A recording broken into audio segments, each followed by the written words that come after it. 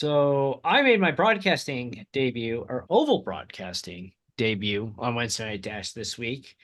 And we'll talk a little bit about that. And the rest of the time, we'll be talking about the Indy 500 coming up this weekend. This is FR Racing's Garage Talk. I'm DJ Flook. I'm Eric Richardson. And, well, if you watched Wednesday Night Dash this week, you heard my voice doing play by play. And thank you to Nick Warboy, who actually he forgot to purchase the track, and by the time he realized it, he was like, "I haven't had enough practice." And New Hampshire is not a track you just go in and race cold. I think I Eric. almost more or less did that. So Nick messaged today, "Hey guys, I'm just gonna be watching tonight," and I said, "Well, Trevor's not here, so I'm filling in because I kind of forgot about it until 2 weeks ago when he reminded me again, even though I've known about it since day one." I said timer instead of stopwatch. Stop. There we go. So I forgot about it 2 weeks ago. He's like, "Hey, remember, I'm out 22nd." I'm like, "Oh, shoot." I'm like, "Okay, well, I guess I'm going to call the race then." Uh, so Nick and we jumped in. Nick's never called a race before, and he did a great job. Really thank him for jumping in. And about 2 hours before the race, "Hey, you want to be color commentator?" "Sure." Yeah, why not? So I've never, like, I've traded messages with him on Discord. I've never spoken to him before. Neither we're not experienced broadcasters by any means, but overall I think the night went pretty well. And Yeah, I haven't had a chance to watch it yet, but I'm looking forward to it. it was, it's a lot of, we're talking about what's going on in the track, and there's some downtime, and so there's some banter, and we talk some Tony Stewart doing the double, Kyle Larson doing the double. Yeah, there's some off-topic conversation in there to fill the air, but we kept it moving, and I had a good time. I don't know if anyone else watching enjoyed it or not, but I enjoyed myself. That's what matters. And the racing on track was pretty good overall. It was. We had a great battle between Hunter Hughes, who won the race, Colton Gardner, his teammate, finished second, and Dawson Buchanan. The three of them were fighting the whole time. And the last lap is a top five finish, Wednesday Night Dash fan. We've had some great finishes, but that is a top five finish for sure, of we've ever had. Yeah, I It's did get to see it. I would definitely agree with that. We I, should do that at the year end, do our like top five top Wednesday night dash finishes. or moments or something like that. That's actually the second really good finish we've had in trucks this year. Daytona was another great one. Yeah, I mean Daytona is either everybody limps across the finish line, or you got two or three in a row, half a nose off of each other, and we lucked out there. I mean, the rest of the field didn't, but the top three did. Yep, I'll be back in the truck next week for Homestead. It was a one-time deal. I mean, I may fill in again at some point as needed. Uh, but I had a lot of fun. As a kid, I wanted to be a sports broadcaster, and I grew up. I'll tell a story here. Um, Growing up in Indiana, one of my favorite things I would do is I'd go to bed, and the Indiana Pacers would come on the radio, and I go to bed, I turn my radio on, and some days it was a little tricky getting the AM radio dial to line up perfectly without a bunch of static. But I'd get the Pacers game going. I'd listen to the Pacers game as I fell asleep. I'd listen to Mark Boyle, who's still there. He's in his like 30 something year as the Pacers announcer, and Bobby Slick Leonard, who's most famous for Eric. Boom, baby. Boom, baby. Yep. You'd listen to the two of them, and it was like teeing up a spike in volleyball, and you'd hear Mark Boyle, and here's Reggie Miller, and then you hear the boom baby from Slick. And Yeah, speaking of Pacers, kind of like a throwback seeing the Pacers knock off the Knicks in the yeah, that conference was semis. very, very 90s-esque there. But it's I listen to Mark Boyle all the time. I just I've said to him before that I wanted to be a broadcaster. I didn't. I went to engineering school instead. Um, if I would do it again, would I go to broadcasting school? I don't know. Probably It's so not. hard to get It's into. so hard to break into for sure. And hey, in this case, I get to do what I've wanted to do as a kid. I'm we created the league ourselves. We built this thing up, and I come in and I do play by play for the first time. So I guess, it's living the dream there. So that was a lot of fun. I really enjoyed that. Speaking of sports broadcasting, you just sent me a book about sports broadcasting, Did. and reading through that, I think it's probably fairly accurate across the board. There's a lot of just legwork and grunt work before you can even really have a chance to make a name for Oh, yourself. oh yeah. And it's And even then, it's 50-50 at best. getting into the sports industry in general outside of, I mean, it's impossible to get in as an athlete. Go to earn. I mean, okay, it's not as hard now with the NIL in college. It's still Don't even get extremely me hard. started on that. Yeah. Yeah, uh, but it's getting into the sports industry, and I've met enough people with what I've done with stadium scene over the years that are trying to become journalists, they're trying to become broadcasters, they're trying to get into sports marketing or whatever.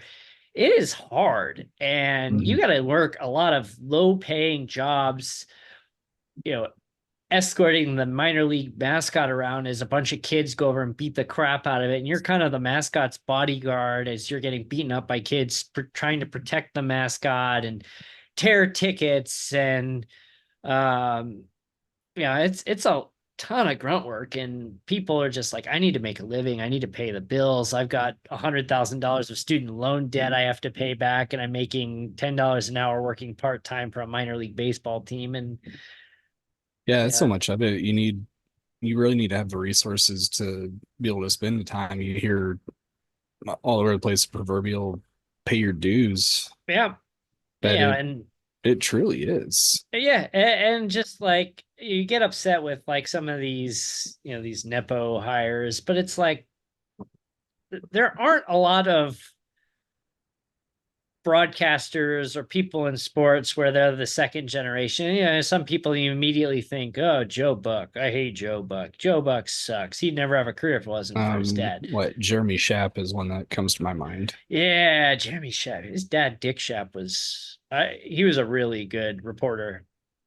Um, but look at but the thing is, like, number one, I actually like Joe Buck. I have his book.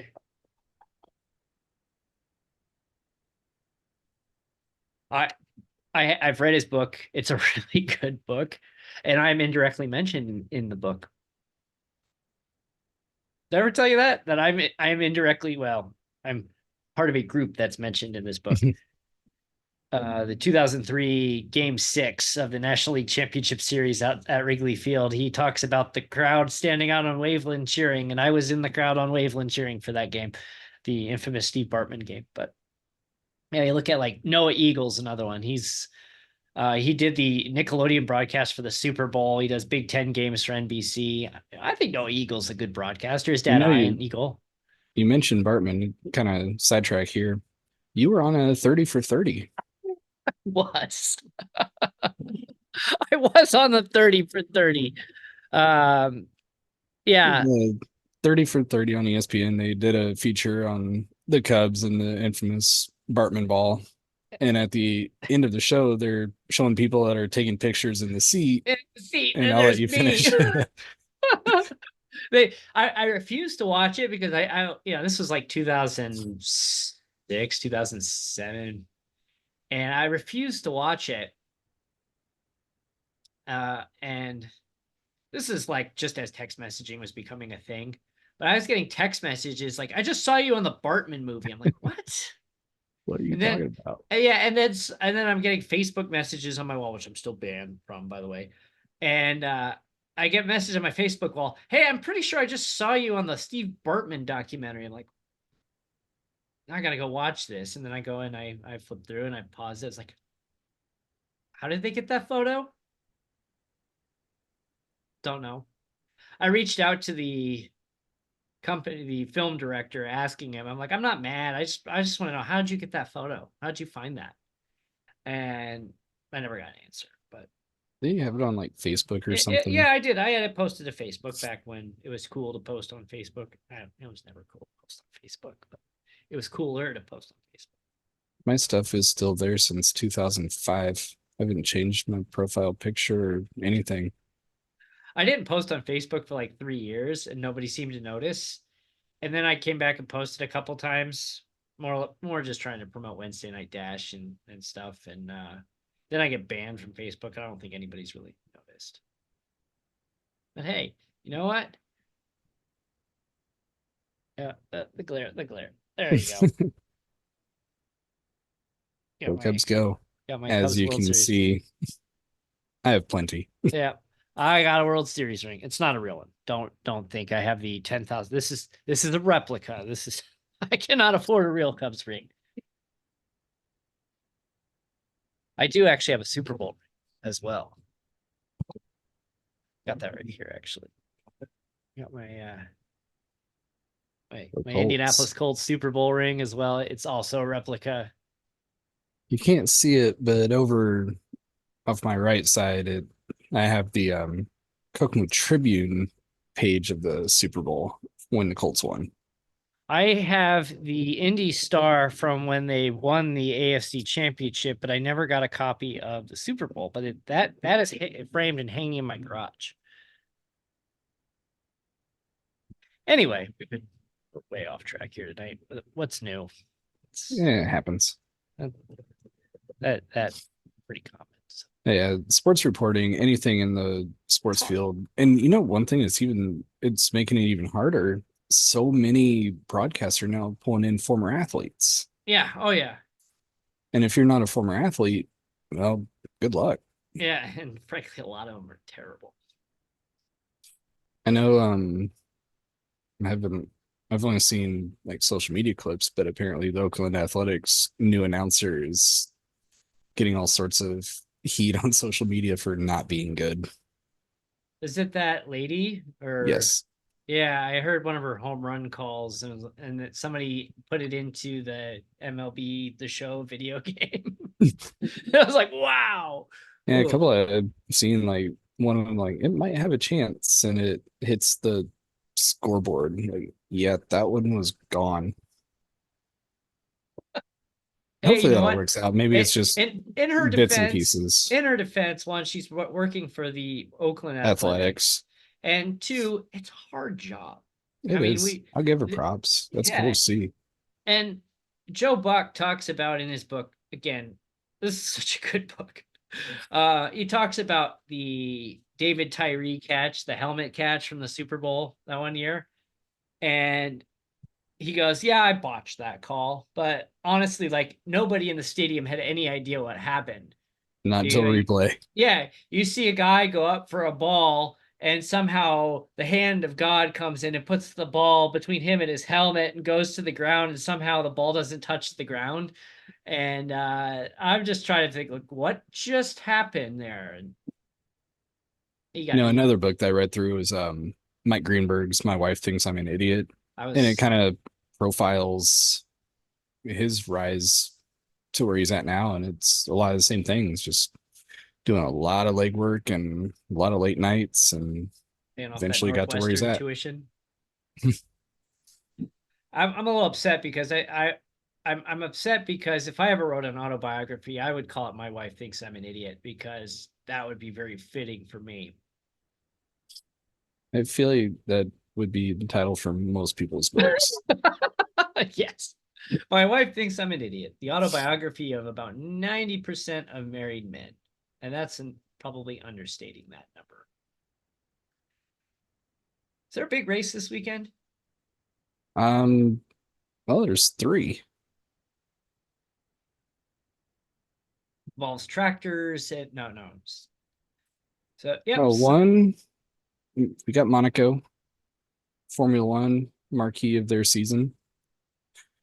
The qualifying order will basically be the race finish order because these cars you cannot pass on track. Those And I cars are did way see too big for the streets of Monaco. Liberty Media wants more money for Monaco, or they may ditch him on the schedule I don't think come too many people would be up. 2025. I don't think too many people that actually are, outside of the extremely wealthy people that pay a lot of money to rent out penthouse apartments so they can just It stand there and would drink their hurt cocktails. Monaco's revenue Yeah, yeah. because it's a tiny country to begin with. Yeah, that's like their event. So we'll see what goes there. Yeah, I We mean, it's got been rough. Coca-Cola 600. I'm excited to see if there's fireworks during the race, not just after. Stenhouse got a big fine. Yeah, and a lot of people aren't too happy with NASCAR over it. His They're which part? I don't think I caught that. even some drivers are kind of saying it's hypocritical. You're going to fine a guy $75,000, but then you're going to use the altercation and punch to hype and sell tickets. Yeah. It's Yeah. like, wait, you're going to Yeah. fine him and then Yeah. use Yeah. his. I mean, his why do you think half the highlights are cars wrecking each other? It's like, yeah, don't do that, but hey, Rex drive attention. Do Yeah, as it'll be fun to see what goes. I won't be surprised if we see more. Stenhouse was on Corey LaJoy's show this week and said, I'm not gonna recommend, I'm not gonna recommend Charlotte. I Who mean, he was get it? himself suspended. Harvick was like, "Oh, Stenhouse is fine." He saw a gap and it's $1 million, and he was going. Um, And Bush bounced off the wall yeah. and then got mad at Stenhouse. You put us three wide. Well, you hit Dale, a wall already. Dale Jr. is like, they need to cement the tunnels, get him out of there. Like, he had 2 hours where he's just walking around just stewing over this. And he said, yeah, honestly, if I would have had a chance to leave I would and have been I at would, home he goes, watching the I would have been race. gone. It would never would have happened. Although him with those like board shorts, Yeah, it was great. people are calling him Ricky Roadhouse.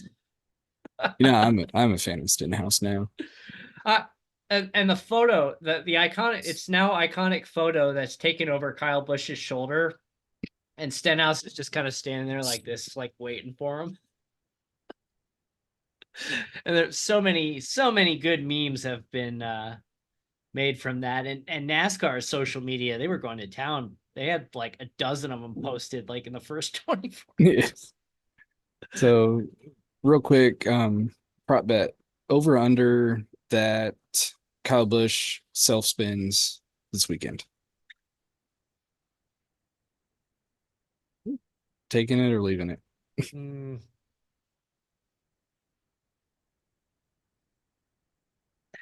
it's hard to say. I think I might take it. I mean, his little "I suck just as bad as you" comment. Mm, Andy yeah, Petrie standing you're not there like wrong. Andy Petrie was there. And I don't know if he was upset at Kyle about the comment or the just the fight in general or both. But he was like side eyeing people standing there as Kyle's saying that. But it's just like Kyle's over it already. But honestly, that was probably his best. If he was going to leave Gibbs, that was probably the best option on the table. Yeah. I think the other part that is just epic was Stenhouse parking his car in Kyle Busch's pit box. I'm not sure which one is better, that or Oh Josh Williams parking at the start finish line at Atlanta. yeah, that is one way to really.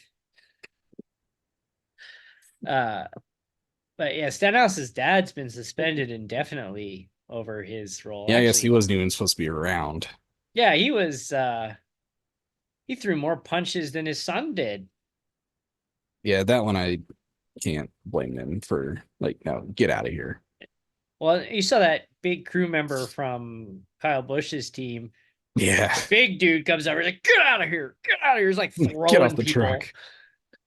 Saw And somebody like sign him to WWE.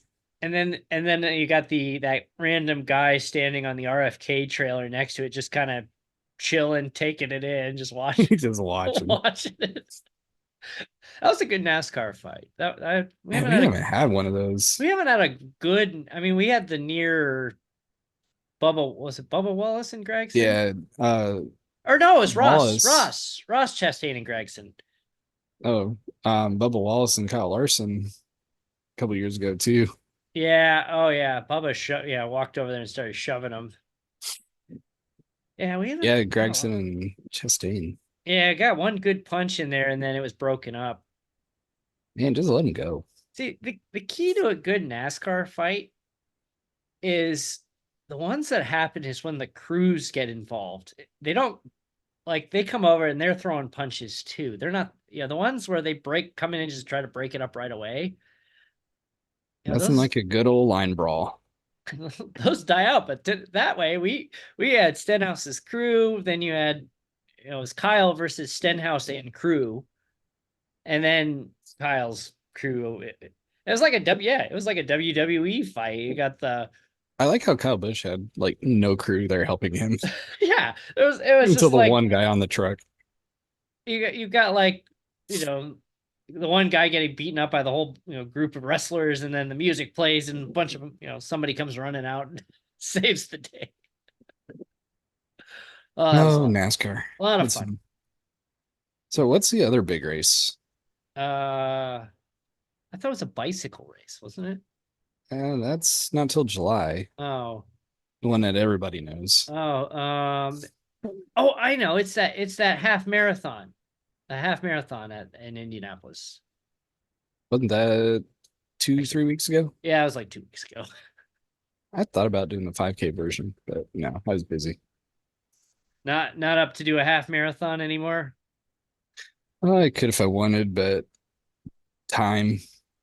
And it's an expensive entry. It is expensive. Honestly, if I 5K is tried like $40 and $40 for a 5K, that's absurd. it's Indianapolis. It's the month of May. I One of the last 5Ks I ran, okay, maybe not one of the last. Actually, before I had kids, I used to run them all the time. But one of the last 5Ks I ran before I moved from Chicago is they used to do actually probably still do the Mike Ditka Dash.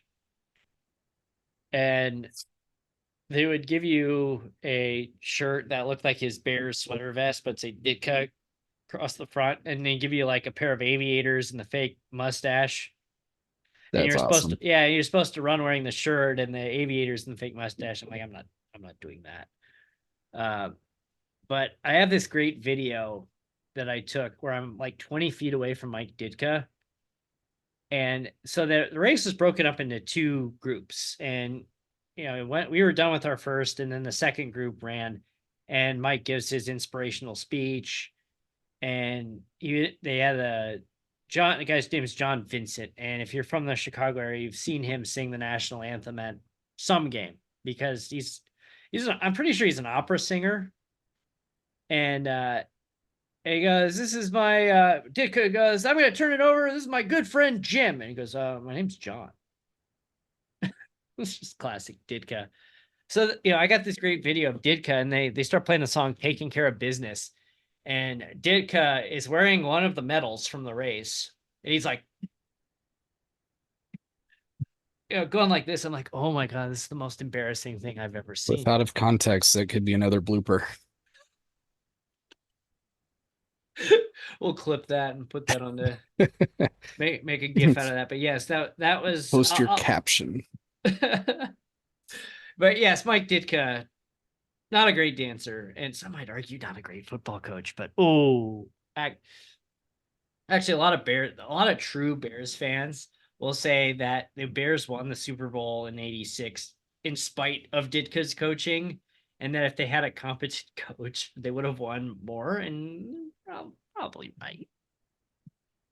Well, the only good part about the Bears is the Saturday Night Live skit where they go, Bears. "The Bears." George Wentz and Chris Farley, and that was good. Anyway, Indy 500. Yeah, that's the other one coming up. Yeah, that's coming up here this week. Might run on Sunday. Maybe. See what the weather forecast is. Last I looked, at least what I looked at, was a 90% chance of rain and storms. So since this comes out Friday, I'm not gonna give any information. But congratulations to Andy Amendola. He's unveiled a new book on Thursday. Check it out, Red Racer Books. All right, Speedway, Indiana. The forecast for Sunday is 50, according to Apple Weather, 55% chance of rain. From about 11 a.m. to about 6 p.m., it's only about a 20% chance. And then it spikes to 55% after 8 p.m. Ooh, they're So expecting it 1.35 inches of rain on Sunday. yeah, it is going to be wet. Come on. And then Monday, It's slightly better. yeah, it's we might be doing an 11 a.m. Monday start. So they need about 90 minutes if it runs green to get to the halfway mark. Assuming you don't have a bunch of cautions. Yeah. Which, if they're racing the rain, this could be a wild and frantic 500. Yeah. Kyle Larson Yeah. racing the clock. And there could actually be an additional hiccup to Kyle Larson pulling off the double. And what's that? I did see that former President Trump is considering attending the Coca-Cola 600. Oh, that's going to create all kinds of security So issues. if he is there, that means airspace is closed. And if the 500 gets delayed, they're going to have to fly him into like Raleigh or. and that's still an hour away. Oh, So there could be all sorts of logistical nightmares going on Sunday, and Hendrick is not looking forward to this. Now, if Kyle Larson were to take the green flag at Indy and have to leave, that's it. The car is retired. if he If doesn't, Tony Kanaan will be. they have to make the decision prior to the green flag that he won't run, and Tony Kanaan is the driver slated to take over that car and is eligible to take over. It would not just go to Nolan Siegel, who unfortunately did not make the race. No, he did not. So the You know car what is in, and that's the- how Graham Rahal was able to slot into Stephen Wilson's car last year. Yep. You know what the best part is though is Tony Kanaan, because he's retired, he had to go through a refresher course and put in laps in the car before they would certify him. Like the dude ran in like 20 Indy 500s. He won the race. Yeah, I think he's kind of good at Indy. I think he's okay. I mean, he just ran the race last year, guys. Like, I understand you have rules and everything, but like, How insane would that be if Larson has to skip the 500, Kanaan goes in and wins it? if he does start, would he be able to take his starting position, or we have to shift shuffle to the back? I Because I think thought, it is a shuffle to the back. yeah, because I thought Graham had to start in the back last year Well, when he he took over Wilson. started in the pits because his car didn't Well, fire. yeah, but I thought he would have to start in the back anyway. Yeah, I don't remember exactly. Is it just doesn't happen that often? No, except Graham's holding his breath 2 years in a row on bump day. Yeah. So what we're looking at Sunday is actually a bit of an anomaly. Do you remember when the last weather shortened race was? The year Tony Kanaan won. Was that 2013? 2007. 2007. Is it that long ago that he won? Well, weather shortened where they ran less than the 200 laps. Yeah, but wasn't his.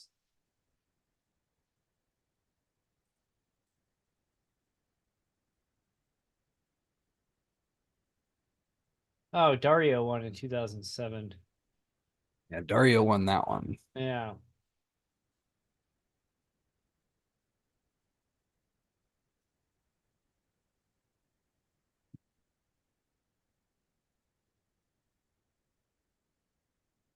Yeah, this is the most recent shortened Bahrain. There's actually only been 6 of them. Yeah, because most of the time they get the race started, they get it in. And I mean, there's only been 3 that have been full postponements. 97, which is the one of them I went to. And the other 2 were 86 and 1915. So we're looking at something potentially historic in that it just doesn't happen, which is crazy to think that it's run for 107 years and it's only happened a handful of times. Because growing Oh, up in Indiana, as we know, weather in Indiana is crazy. I'm looking through the results from 2007, and there was a guy who finished 32nd named John Herb. And I'm like, I don't remember him. And I highlight his name, and his Wikipedia photo comes up, and his photo's a mugshot. I do remember the name. He is currently serving a 25-year prison sentence and will be under probation for the rest of his life. Yeah, not something we're Yeah. gonna talk about on this show. That's bad. Yikes.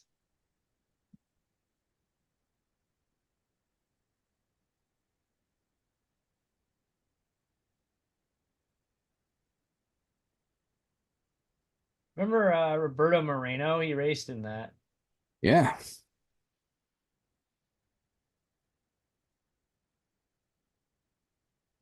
A lot of the names from probably about the mid 90s on, and probably be somewhat familiar with. There's some you know, I forgot this. On the 2020 Indy 500 was originally supposed to be on my birthday. And it wasn't. Then it got postponed. What's really fun, I had tickets for that race, and I had those tickets in hand. Yeah, and then you Then had to get them refunded. I think it ultimately ended up getting passed on to 2021. But I do have tickets for the makeup date in 2020 to where like a day or two before the race, They announced no Marion fans. County says, no, no, we're changing our minds. No, you're not coming in here. So I have 2 sets of tickets for 2 different days and didn't get to use them. But then Did I you get went them back in refunded at 2020. least? I got pushed forward and I went in 2021. Oh, okay. So you said yes some trivia questions. I'm gonna Yeah, go one ahead. was going to encounter the weather, but we went over that. Yeah, I'm gonna go ahead and throw a trivia question. The All year right. is 19. This is not an Al Unser Jr. question. I'm going to preface this, but the year is 1992, and this may have been the only time this has ever happened. The pole sitter from that race in 1992 wrecked on the parade lap. Name the driver. No. Is it Eliseo Salazar? It was not Eliseo Salazar. He was in that row, wasn't he? He was not. I'm looking through the list. I do not see him in that year. Oh man. It had the closest finish in 500 history that year. Scott Goodyear. Scott Goodyear, who started last in that race, by the way.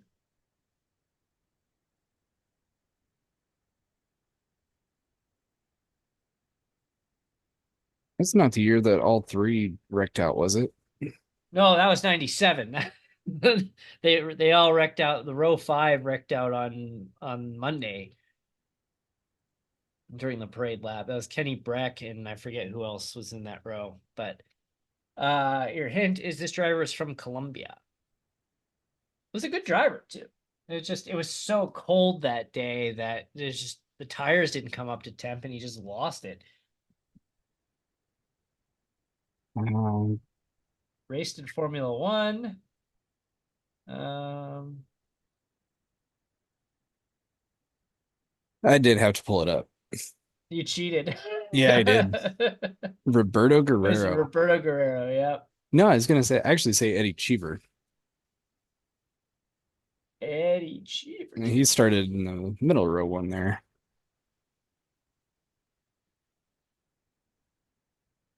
Man, there's some names in that field. Ari Leindyke, Gary Bettenhausen. That was towards the end of his career. Michael Andretti. Is that the year Andretti was like leading by a lot and then his car broke down? I believe so. Is it that or was it fuel? I think he's. Let's see.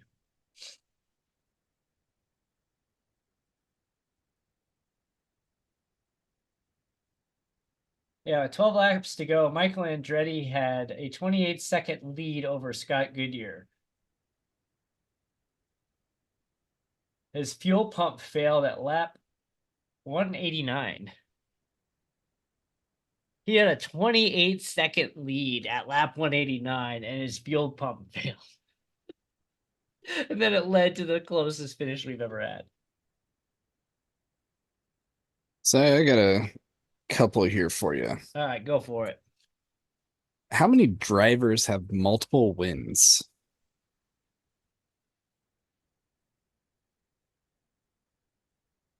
All right, so the 4-win club, there's 4. The 3-win club is, I believe, 6 or 7.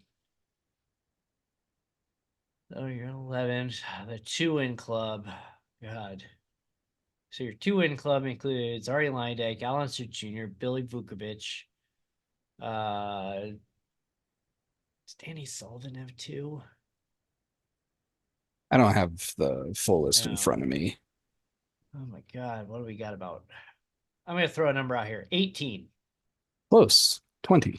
Oh, so close. Now I heard this earlier. Thought it'd be a fun one here. How many back-to-back race winners have there been? Back-to-back race winners. Not many. There's 20 that have multiple. 3. 5. Bill Vukovic is one of them. Yep, 53 and 54. 54. And then he died in 55 in the race.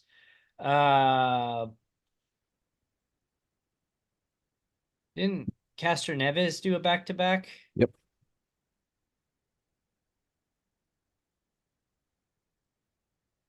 We haven't had one since then. That's correct. So let's see. Let's go back. This is fun for listeners if you don't follow much Indy. There's so much fun behind this race. Oh, it's just there's so much history. My favorite part of the Indy was getting you get the program, and then they have the big section at the end that has like a year-by-year winner and the list of all the people that participated. So we got Bill Vukovic, we got Castro Neves. I feel like AJ Foyt. No, No, not a AJ. 4-time winner, AJ Foyt, did not win back to back. Those are the things that are amazing to me. Some people that have just All right, I'm gonna throw dominated Indy. I'm gonna throw a really old name out there. Maury Rose. Yes. Yeah. 47 and 48. Yeah, there you I believe go. he is a 3-time winner too. He is a 3-time winner. Yeah. All right. Yeah, I bet you And didn't that's a expect me to, name. I bet you didn't expect me to throw that name out there, did you? You actually mentioned another one, I think, right before we started, or until we had trivia and said one name. Oh, and I'm drawing a blank on who it was. I'll help you. This is actually the first person to do it.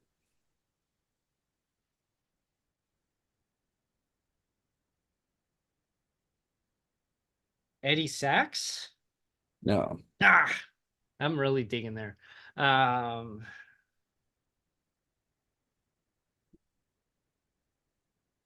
don't think it was a Bettenhausen.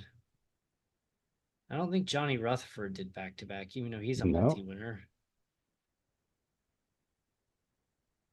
You said I named this person. you I named. said this person already, Oh, either before we went live or just right after. The other thing I'm looking forward to is you're thinking here, the Indianapolis Motor Speedway Museum is currently undergoing it renovations, a is. Yeah. massive project, and it is slated to reopen in April of 2025. And the cool part is it's not just a museum, but No, it's actually a garage. it All the is. Yeah. cars there stay tuned up and can run. Well, some of the late '90s ones probably not.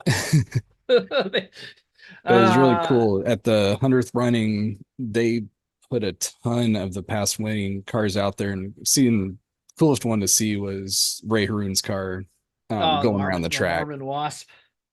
Like just seeing that car That car's run, 100 years old and that thing can still run. it Uh, was so cool to see it go. More than 100. It's over 100, almost 115 years old, and it still runs. Oh, jeez. That's one fun thing about the museum, and I can't wait to see it back open again and check out all that they've done. And it's cool if it's not traveling and making appearances, they do have the Borg Warner trophy on display just so you can get up close and personal to it. I'm like in my head. I'm going through like all the drivers that like if that I've remembered over the years. Um,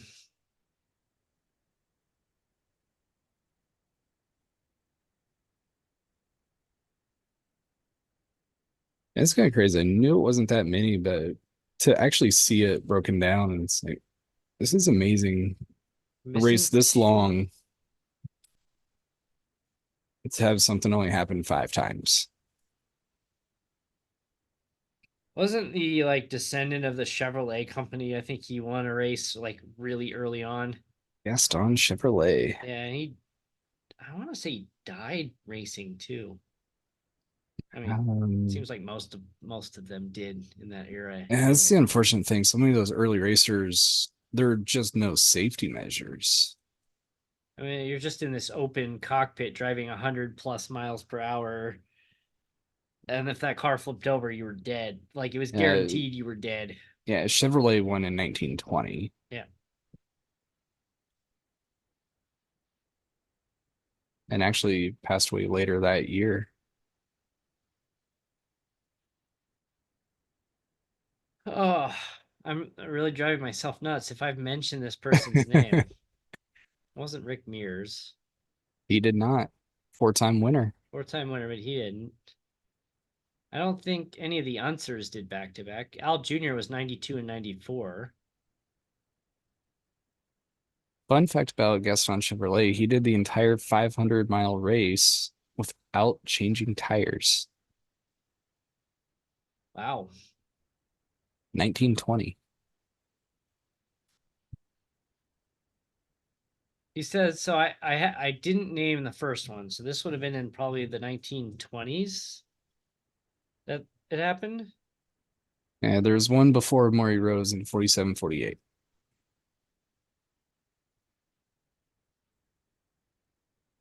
I'm really digging in the brain here.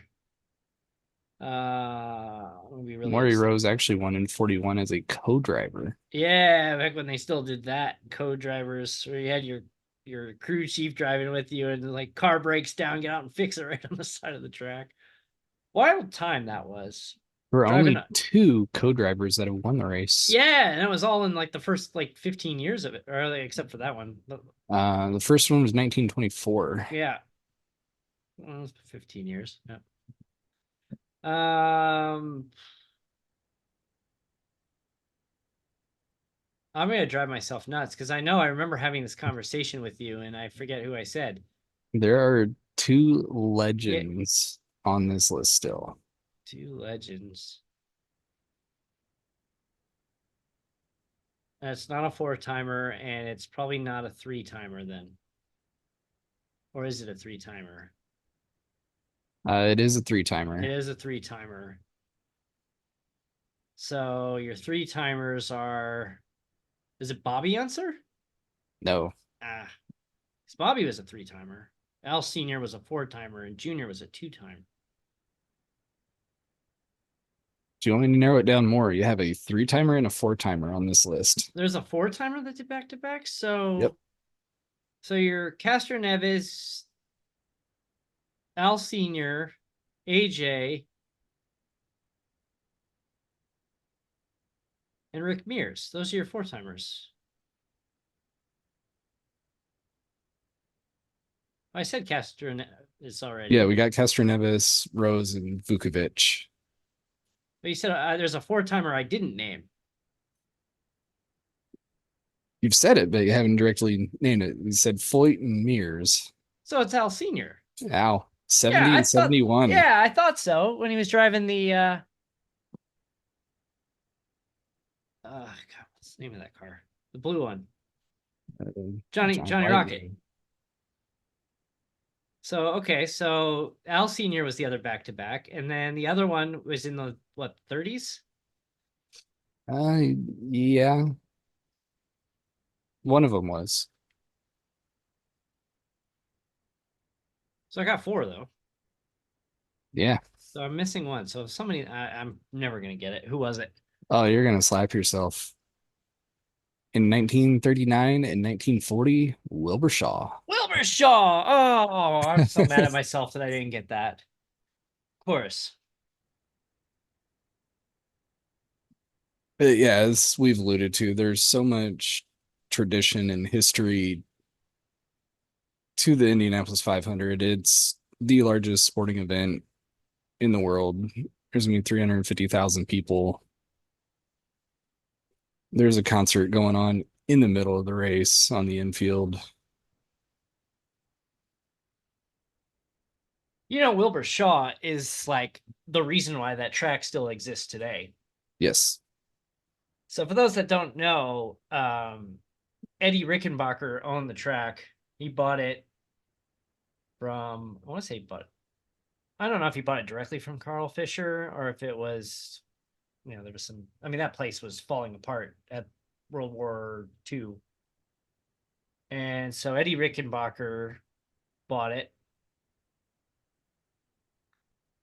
And then it was starting to fall apart.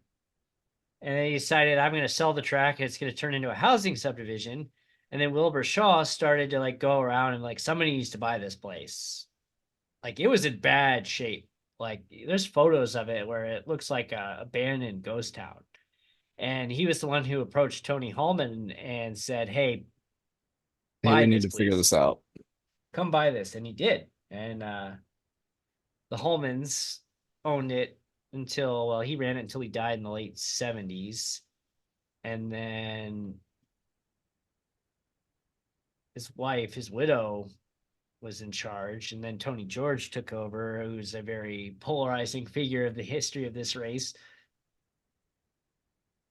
I think history is going to be kinder to him as time goes on, but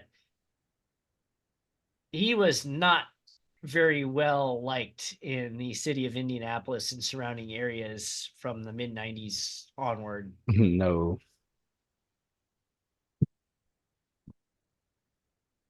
And fascinating history of the Speedway too. It was rock and dirt, then it was 3.2 million bricks, and then it paved over. I think one of the coolest things is every once in a while they do like the core sample of the track where they drill out and pull out the piece of the track that's like, 2 feet deep now. And you've got like dirt and rock, and then you have the brick, and then you have the multi layers of pavement from over the years. So cool. The reason it is called the Brickyard. Hey, you want to hear something funny? Actually, I don't think I've ever told you this, but I found out I did one of those like family tree things. I have a relative. I want to say he's like a sixth great grandfather. His name was Casper. So, name Casper is in my family. Yeah, That's pretty cool. Casper Fluck. Yeah, lived in the 1700s. I just got an email about it actually from Ancestry.com. Like, oh yeah, great grandpa Casper. What I've told anybody if they even mention the 500, I'd tell them like, even if you're not a race fan, go to the race once. It's the experience. Yeah. There's just so much about it going on. You're probably gonna end up being hooked on racing, or at least the event. But just so cool to be there, be a part of it. I Trying to was. figure out It's if this will be my seventh or eighth 500 that I've attended. lost track. I mean, first time I ever went to, or first time I recall going to the track with cars on it, I was about 4 years old. And I just remember like holding my ears and like almost crying because it was so loud and it hurt my ears, Those cars are loud. especially in the They've early gotten a little 90s. quieter now, Yeah, actually. those cars in the early 90s before the split, holy crap, were they loud. Yeah, I vividly remember sitting in turn one at practice or just before turn one, and you just see these cars racing down across the yard of bricks and whizzing by, and then just like, what? All right. Got any more trivia? Or are we good? No, good there. All right, so I'm gonna try to pull a trivia question. Um, let's see, what can I pull out of? Yeah. While DJ's thinking there, be sure to, we Oh yeah. mentioned him already, check out Andy Amendola's book, ABCs of IndyCar Racing. And his new one he's announcing this week. And And don't forget remember, to sign up for our giveaway. frracingonline.com/contest. And I see followers coming on like Twitch and stuff, so I know people are entering. Great. Yeah, this is cool. The other part of the fender is actually still for sale. Gotta get the other one if you get this. Yeah, and I'm just like,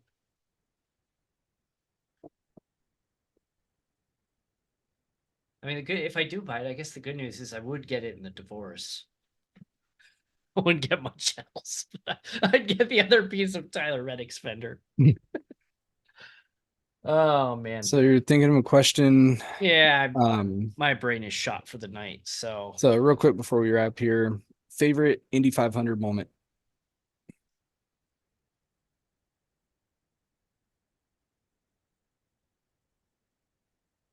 not for the right reasons, but my two favorite moments. I'll give you one from TV and one that I saw in person. My favorite one I saw on TV was the last lap, turn four of the 2011 Indy 500, where a rookie almost won the race and instead put himself into the wall, still managed to finish second, and Dan Weldon ended up winning. Fortunately died later that year. That was Las Vegas. That was tragic. But Stuff. that I remember seeing J.R. Hildebrand. He was passing Charlie Kimball and he went way too fast into turn four and just kind of slid And and just went. entered up in the gray already. And I was just like, oh no, don't do that. And I just knew it as he was going around Charlie Kimball. I knew he was going to hit the wall. I could tell right away, and I could see it. Yeah, I'm based just on the history of yelling. that race, you saw the entry and you knew it was going to be a wall. I'm yelling on my couch. He's going to hit the wall, and he did. My favorite moment that I witnessed in person was in 2008. You know You're what gonna I'm gonna you're say? gonna say it. Where Danica Patrick got that place so riled up when she was on her way down pit lane to beat up Ryan Briscoe, and didn't. The chief of security for IndyCar talked her out of it. She It's like, left the no, track, get over. and everyone started booing the head of security. But the 97 race too, going on Tuesday after it had been rained out the previous 2 days, skipping school, and there was no security. Like you could go anywhere. I'm like walking up to wrecked cars that are being towed back to the garage, and I'm like I'm so close I could reach out and touch this wrecked car that was on the back of the tow truck. And it never would happen today. But as a kid, it was your first Indy race. You're skipping school on a Tuesday. and you got free reign of this facility during the race. Where I started in turn 3, moved over to turn 4, we went to the infield. I ended up watching Ari Leindyke win that race at the start finish line, like 10 rows off of the track at the flag stand, and then just like that would never, that would never happen ever again. Like even if it happened again where you went on a Tuesday, never, never are they going to I'm be that lax in security. I'm figuring out if I'm able to do it if it does happen to get rained out Sunday and Monday. I think you're going to be good for Monday if that forecast holds. There might be some overnight rain into Monday, but they should have enough time to dry the track. The question is, if Kyle Larson has to leave for Charlotte and the race gets rained out, does he come back and race on Monday? I would think so. I would think he would too. I think for me, favorite moment, as much fun as the racing is, I got to see Haley win number 4. I think it's all the pre-race festivities. It's just the same every year with national anthem, playing of taps, back home again in Indiana, The balloon release, which they do not do anymore. probably a good thing. Yeah, EPA. Yeah, I mean it's the balloons too. That's But just all that. It's so cool in the lead up and the stuff they do there. Like these, those Mylar balloons that you can buy at stores for like birthday Mhm. parties and stuff. Yeah, those things actually make really good electrical conductors. And this person was like graduating from high school and they had a whole like bouquet of Mylar balloons. It was a great video. And they let it go and it went up into a power line right above Oh, their heads. jeez. And it started a fire and it tripped the line off. And so the whole like parking lot where they're next to just goes completely dark. Oh, man. So yes, Mylar balloons and electricity don't mix. That would have been fun to see, though. That was a great video. If I find it again, I'll send it to you. It's hilarious. This girl's like screaming, like, "What did I do?" I'm like, yeah, you just knocked out a half a city block.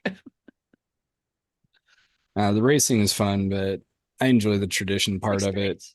So being able to see that, and it, for the most part, stays the same year after year. I think that's what mine would probably have to be. Be sure to, if you run into Andy, give him my best. And I should actually see him on Saturday. yeah. Oh, that's right. Are you gonna go have lunch with him? Yeah, Nice. I don't know. I'll have to check the Discord because I'm sure somebody else is gonna go to that. I know Ian Miller is going to be there. Ian will be there, yeah. Josh Shinsky, our Indy Racing Champion. Series champion. So congratulations to him. He'll Somebody be else, there. I forget, somebody else asked me if I was coming to race. I'm like, I'm a hermit. I never leave my house. I'm sure a lot of people I know will actually be at the race. Yeah, it's or in some cases you show up to the race and the person sitting in the front row in front of you is somebody you went to elementary, middle, and high school. Not planned at all. 250,000 people there, and you're seated right directly behind someone you've known since you were like 5. Still funny. We saw them walking just outside the stands. We're like, oh, hey, how's it going? Then we're sitting there, and then they start walking up. Oh, hey, again, guys. Wait, you're right in front of us, like literally in front. And to this day, that photo, we photobombed their photo. It's still one of the greatest photos I've ever been involved in. Oh, yeah, it was fun. And I'm just like, that might be the first time in history that you photobomb somebody and you actually get to see the photo. Yeah, it's fun. I have it somewhere. Yeah, I used to until I got banned from Facebook. Anyway, we'll wrap and be sure to enter the contest, frracingonline.com/contest. And yeah, and you can follow us on social media and YouTube and all that good stuff. And win a one-of-a-kind racing collectible. Could be yours. Could be on your wall. And Eric, have fun at the race this weekend. Yeah. Hopefully it stays dry. Hopefully it stays dry, and I will be watching from the couch. And I will be starting beers at 8 a.m. Yeah, I'll see how much of Monaco I can catch before I have to leave. Or maybe I'll do 6 a.m. beers, actually. Might as well make a day out of it. Yeah, I kind of have an agreement that like that's I get criticized for all the NASCAR I watch, and I was last week I watched the All-Star race, and you're like, I get the. Do you like? Is there anything else on TV you can watch? No. Yeah, there is. I don't want to. Oh yeah. Hey, Well, if I didn't watch it, thanks. how could we talk about it? Yeah, true. This Uh, show would be very short if it wasn't.